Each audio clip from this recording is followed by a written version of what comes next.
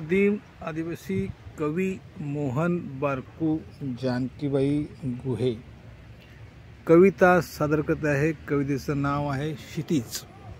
क्षितिज क्षितिज ज्या ठिकाणी आकाश जमिनीला टेकल्यासारखे वाटते त्याला क्षितिज म्हणतात। बांधवांना आपल्याला शिकलो, ज्या ठिकाणी आकाश ढग जमिनीला टेकले वाटतात त्याला क्षितिज म्हणतात।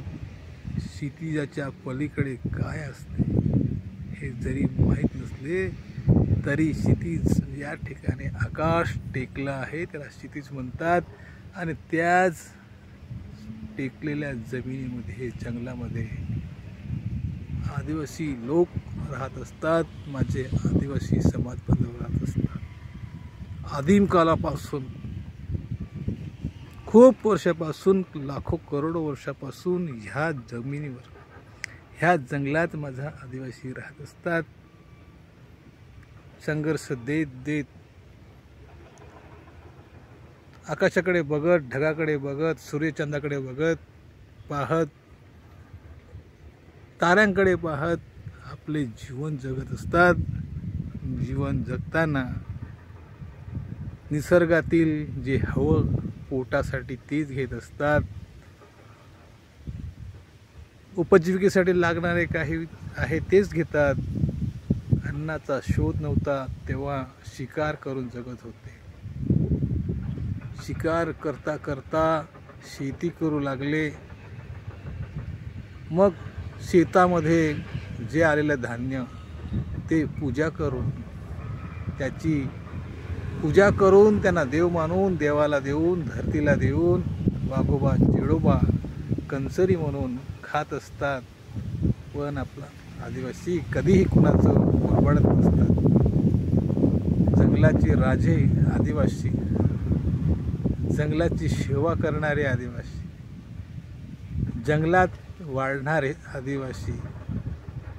पहा पहा ज्या ठिकाणी आकाश जमिनीला टेकल्यासारखे वाटते त्याला क्षितिज म्हणतात।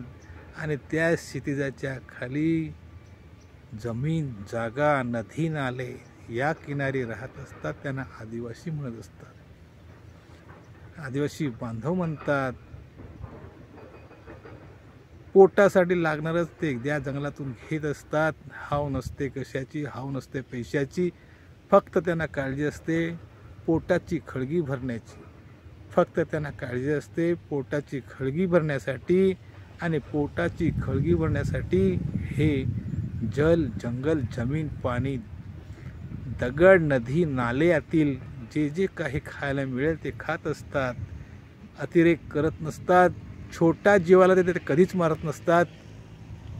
छोटा जीव असेल किंवा एखाद्या प्राणी पक्षाचं पिल्लू असेल तर हे त्यांना कधीच मारत नसतात। ते त्यांना घरी आणून पाळतात। मग ते कुणाचा पण असो, वाघाचा बछडा असो आणि कुणाचा पिल्लू असो किंवा पिल्ला असो, ते आपल्या घरी आणून त्यांना जोपासत असतात। ते शिकार करतात ते एकदम मोठ्याच प्राण्यांची जे खाण्यायोग्य आहेत। जगाचा एक अभ्यास आहे की माझा आदिवासी बांधव कुत्रा कधी खात नाही, कुत्र्याला कधी खात नाही।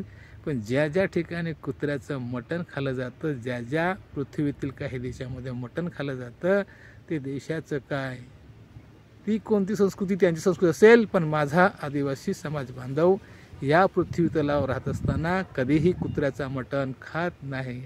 आणि जंगलची जोपासना करणारा माझा आदिवासी माणूस। पहा पहा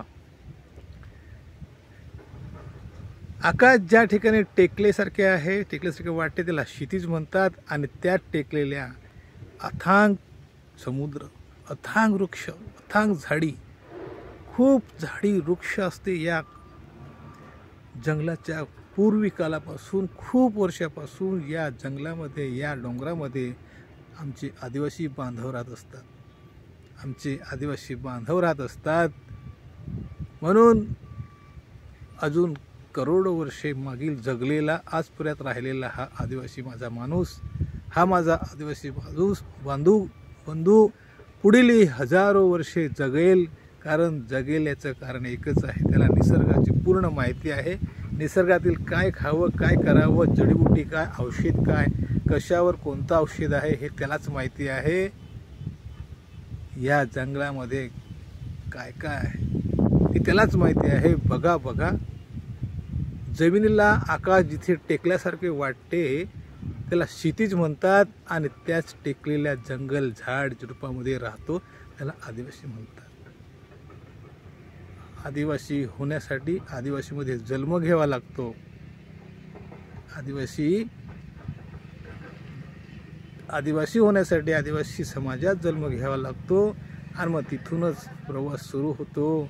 कुणाच्या पोटी कुणिक जन्म घ्यावा हे कुणाच्या हातात नसतं, पण ज्या ज्या समाज घटक बांधवाने आदिवासींच्या पोटी आदिवासीमध्ये जन्म घेतलेला आहे तोच माणूस भाग्यवान आहे.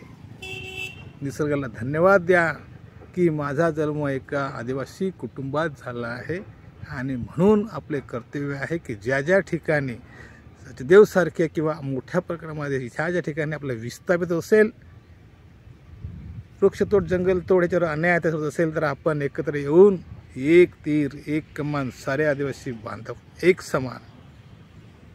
जोहार जिंदाबाद, जय आदिवासी, जय जोहार का नारा है. भारत देश हमारा है. उठा बांधवानो, उठा, उठाव करा, त्याशिवाय आपल्याला काहीच मिळणार नाही.